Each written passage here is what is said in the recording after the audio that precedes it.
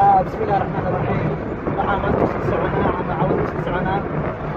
بوحشتها وانا نقولنا وزارة الصومالية وزارة خيرة علينا نودي نظر سودو دلكا يوسكن كاونتري كمان عاوشي هنا نعود ما نبي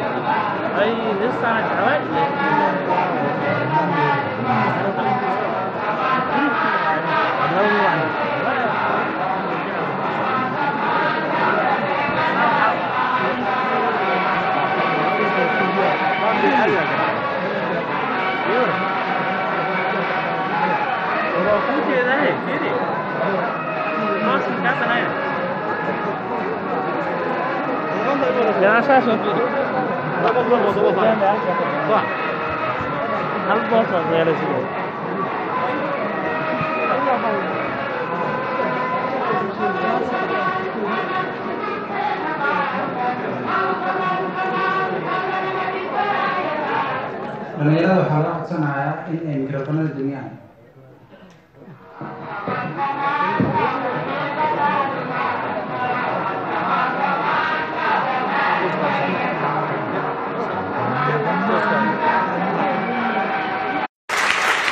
waxaa kaloon aaminsanahay meeshan inay tahay meel aad u dhib badan in lagu noolaado. iskuulka Suudaan macnaheedu waxay tahay ku noolaanshaha Suudaan inaad ka soo baxdid kadibna jaamacad Suudaan aad ka soo baxdid macnaheedu waxay tahay inaad soo martay noloshaada meeshii ugu adkayd. markaa waxaa soo laabanaya wiilal iyo gabdho aad u lafdhabar leh oo dalka Soomaaliyeed wax ku dari doona mustaqbalka haddii Ilaahay raaco.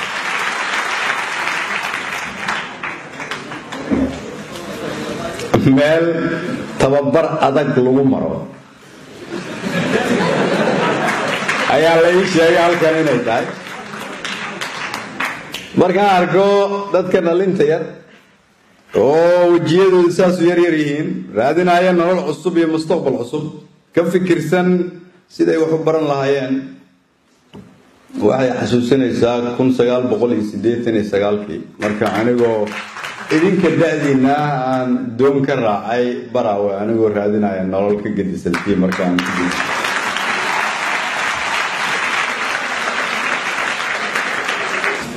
in taas ka soo halkan waxaan u nimid inaan ka qayb galno shirka dib u heshiisiinta koonfurta Suudaan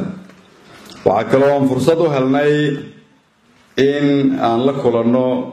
qaar ka mid ah madaxda dalka Suudaan oo anigoo ku hadlaaya magaciina iyo magaca ummadda Soomaaliyeed aan uga mahad celiyay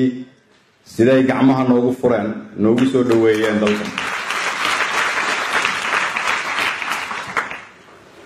waxa kale oo sheegay in dad badan oo Soomaaliyeed oo halkan wax ku bartay maantay dalka ay ka yihiin ama wasiiro ama maamulayaal ama agaasimayaal ama ganacsato waaweyn ama dad wax soo kordhiyay oo wadanka wax uu ku soo kordhiyay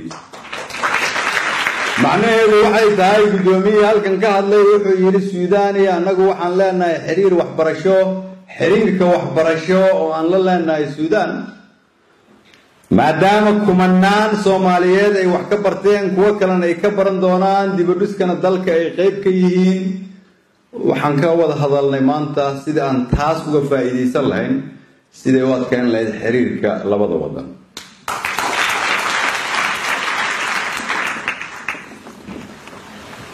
anigoo og marka in halkan caawa aad ka soo jeediseen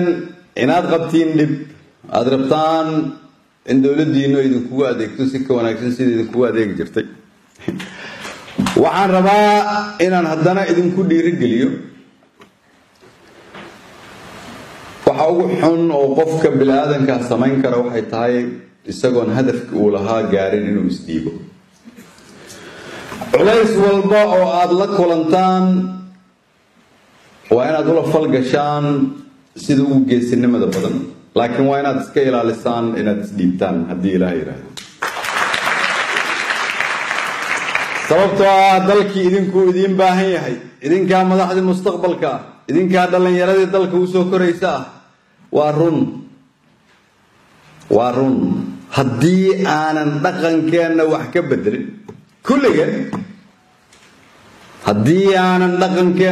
bedelin kulligan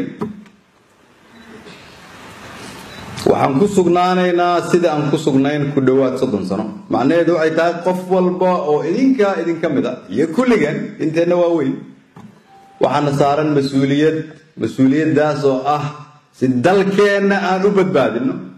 si aanay kuwa idinka aad dhashaan jaamacad u soo aadin halkan oo iyaga jaamacada loo soo aado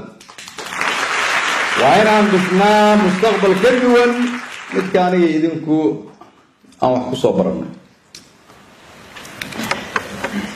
dalkiina xaguu maraya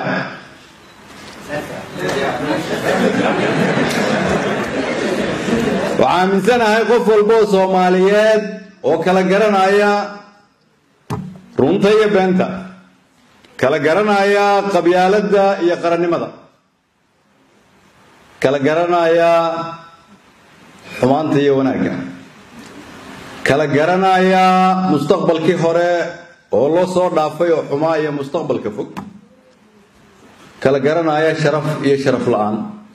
inuu og yahay dalkiisu inuu ku socdo dariiq sax ah inta aan wali fahminna waxaan leeyahay Ilaahay indhahooda ha soo hadeeyo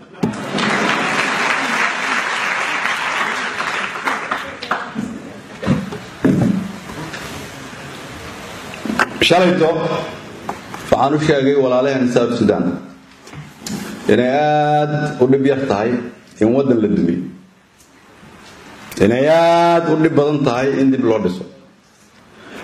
in la dhiso inay ka sii dhib badan tahay in adduunyada lagu qanciyo inaan u soo diyaar garowno inaan dhisno